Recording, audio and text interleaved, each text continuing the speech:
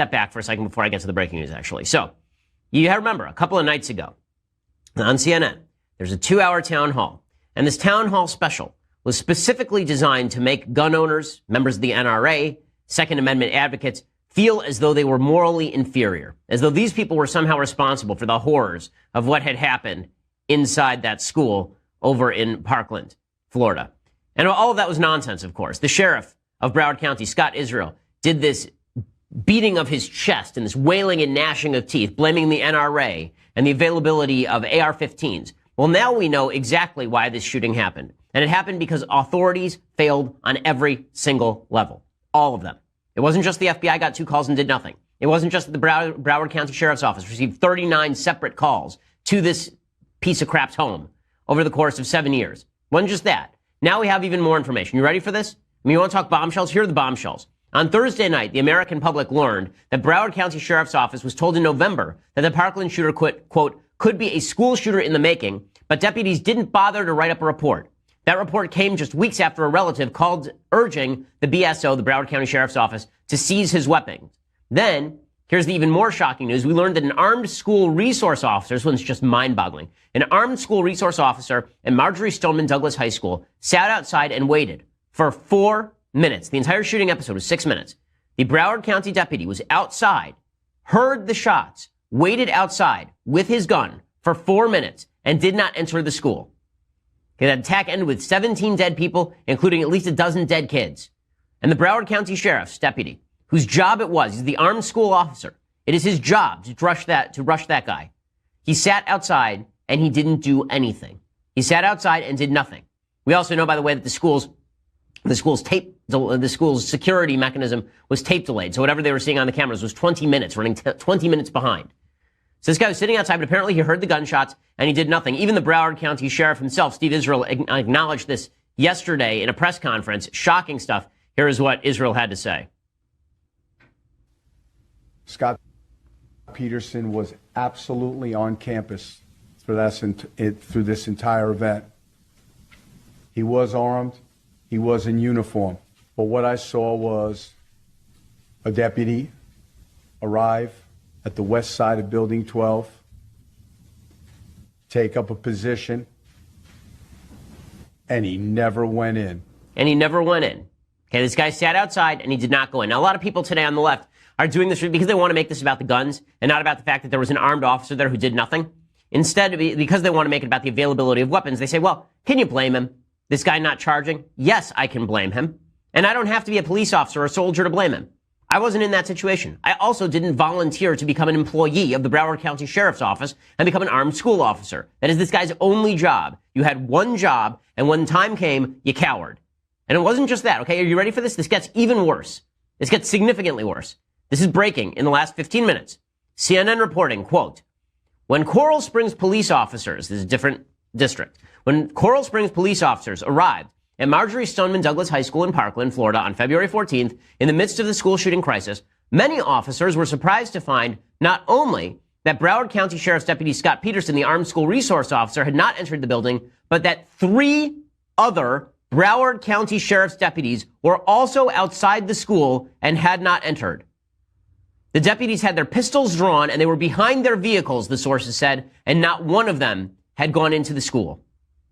So while this monster was roaming classroom to classroom with his rifle, mowing down students, 4 deputies, 4 armed, uniformed deputies were sitting outside. They didn't get in there to try and save the kids. They didn't get there to try and rescue the kids after the kids had been shot. They waited for an entirely new police department to get there and go inside.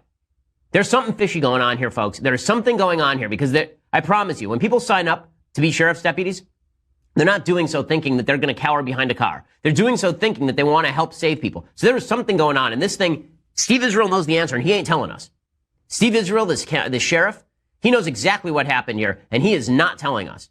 There's a rumor online that I hesitate to report because I don't know that it's well substantiated. This has more to do with sheriff's policy than anything else. But we're going to find out because something happened here where 4 deputies were sitting outside with their guns drawn and a monster inside massacring children, and they didn't go inside.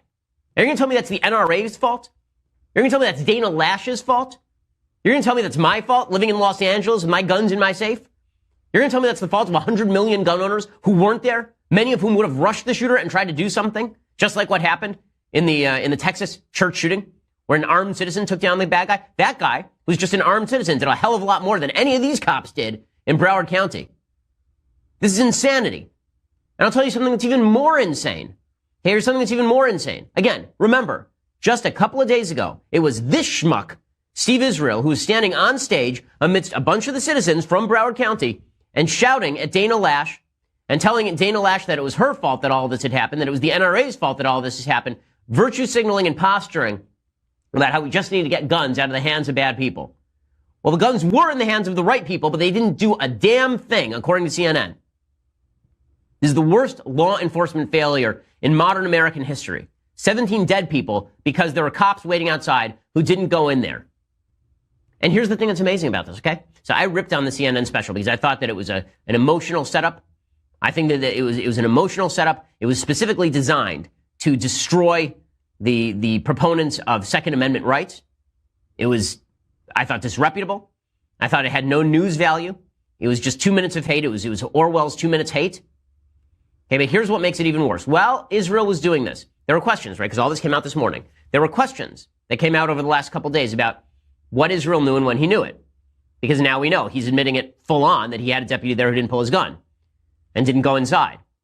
And now we're finding out from CNN there were 3 more deputies. So the question is, when did he know that? Did he only find out about that after he ripped Dana Lash to shreds and after he ripped the NRA to shreds and after he blamed Second Amendment proponents for what happened? Or did he know that while he was on that stage, and is he such a dishonest piece of human debris that he went on that stage and blamed everybody but himself when he's the guy in power, he's the guy with the star on his chest?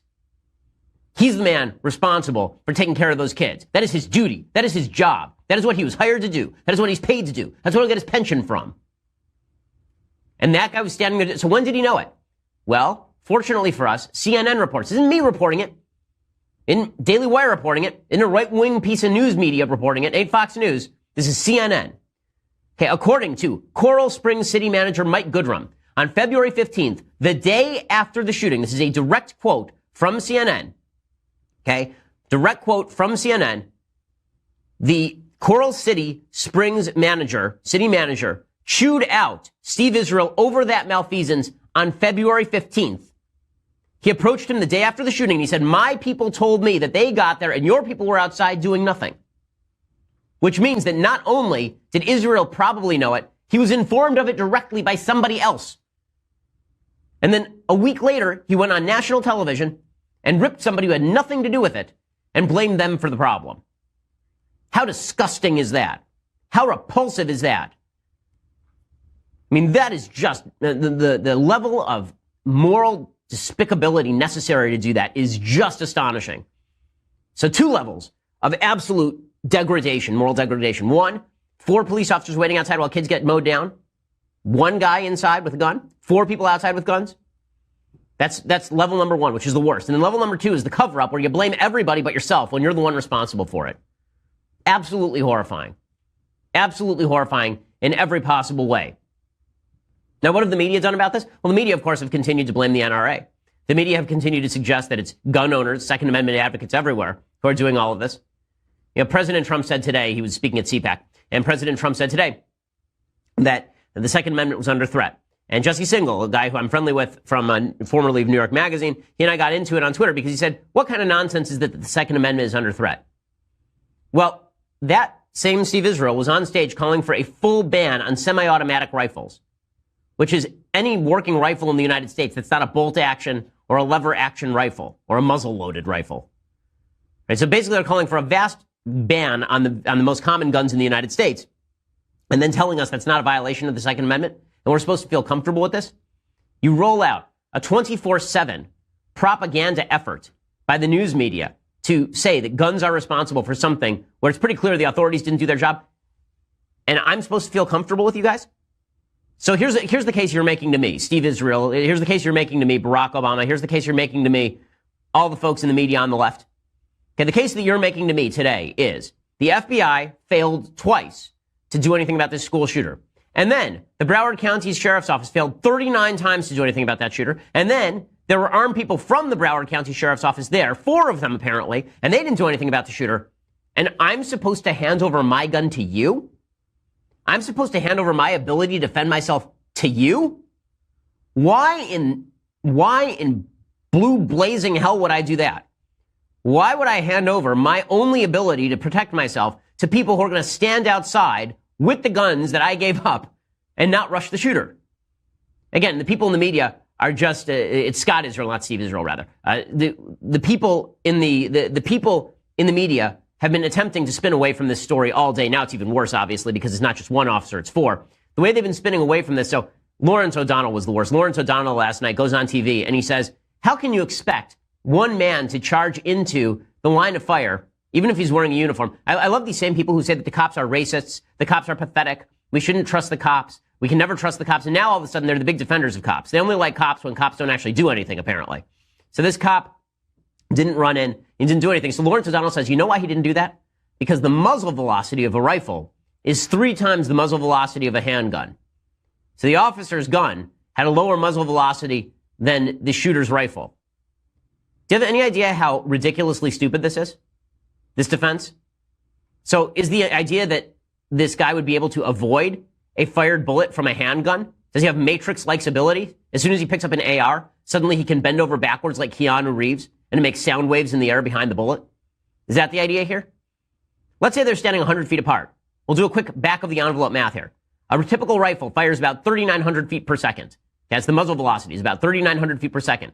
A typical handgun is about 1,300 feet per second. Let's say they were standing 100 feet from one another. Let's say that he ran into the hallway and they're standing 100 feet from one another. That means that if they fired the bullets simultaneously, the bullet fired from the rifle would hit approximately 5/100ths of a second before the bullet fired from the handgun. Are you telling me it's purely impossible for that officer to get in there and have a 5/100ths of a second advantage? Because it's not even fast enough for you to blink your eyes. Okay, you literally would not even see that. Okay, that's how fast it is. We will make America great again.